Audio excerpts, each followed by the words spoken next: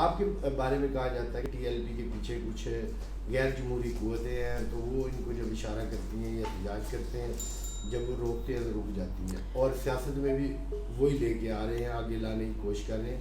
اس میں کتنی سزا کریں؟ دیکھیں، الزامات تو ہر جماعت کے اوپر، ہر شخصیت کے اوپر لگتے رہتے ہیں. اس کا کردار اور اس کا عمل بتاتا ہے کہ کیا وہ کرتے ہیں اور کیا ہوتا ہے اور کب ہوتا ہے. ہم نے جب بھی احتجاج کیا وہ مسئلہ ناموس رسالت کے لیے خالصتاً للہ فی اللہ کیا.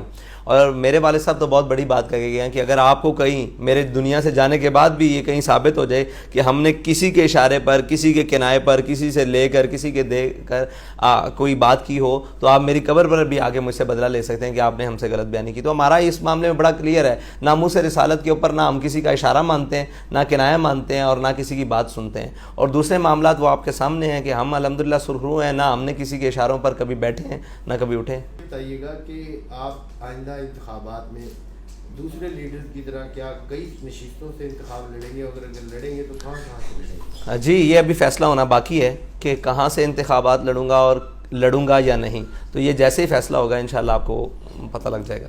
تو یہ بتائیے گا کہ اب عام انتخابات میں کتنے حلقوں سے امیدوار آپ کے ریڈی ہیں؟ کتنے امیدوار آپ میدان میں لائیں گے قومی اسمبلی اور صوبائی میں؟ ہمارے پورے ملک سے 2018 کے الیکشن میں 566 کینڈیڈیٹ تھے، ٹھیک ہے جی، جنہوں نے الیکشن کنٹیسٹ کیا تھا. تو انشاءاللہ یہ اس دفعہ اس سے بڑھ کر ہوں گے.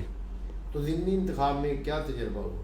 ضمنی انتخاب میں بہت کچھ سیکھنے کو بھی ملا، اور یہ سیکھنے کو خاص طور پر ملا کہ دھاندلی کے ہزار طریقے ہیں جن طریقوں سے ابھی تک ہمیں ان کا مطلب پتہ نہیں چل سکا کہ یہ اس طریقے سے بھی دھاندلی کرتے ہیں. بہرحال ہمارے لوگوں نے بڑی جاں فشانی کے ساتھ اور بڑی محنت کے ساتھ دھاندلی کرنے والے لوگوں کو پکڑا بھی، اور ذمہ داران کو اور نمائندگان کو، الیکشن کمیشن کے ان لوگوں کو بھی پکڑا. لیکن دیکھیں یہاں عجب کھیل ہے، عجب تماشا ہے کہ پکڑنے والوں کے اوپر الٹا پرچے کر دیے گئے. P T I foreign funding case کا فیصلہ دیکھا ہوگا، کیا سمجھتے ہیں جمہوریت کی روح سے؟ یہ تو فیصلہ نہیں ہے، یہ فیور ہے. اگر شوکاز تھا تو شوکاز پہلی جو ٹرانزیکشن ہوئی تھی یا پہلا جب کیس رجسٹر ہوا تھا تو پی ٹی آئی کو دینا چاہیے تھا نا. آج تو فیصلہ دینا چاہیے تھا کہ یہ مجرم ہے، اس کی یہ سزا ہے. یہ تو ایک بالکل 8 سال بعد قوم کو ایک پیچھے لگا کر، اسی لیے تو قوم کا اور ملت کا اداروں سے جو ہے اعتبار اٹھتا جا رہا ہے کہ وہ جب چاہے جس کو چاہے جیسے چاہے نواز دیں، جس کو چاہے جیسے چاہیں اتار دیں، جس کو چاہے جیسے چاہیں بچا لیں، جس کو چاہے جیسے چاہیں اتار دیں.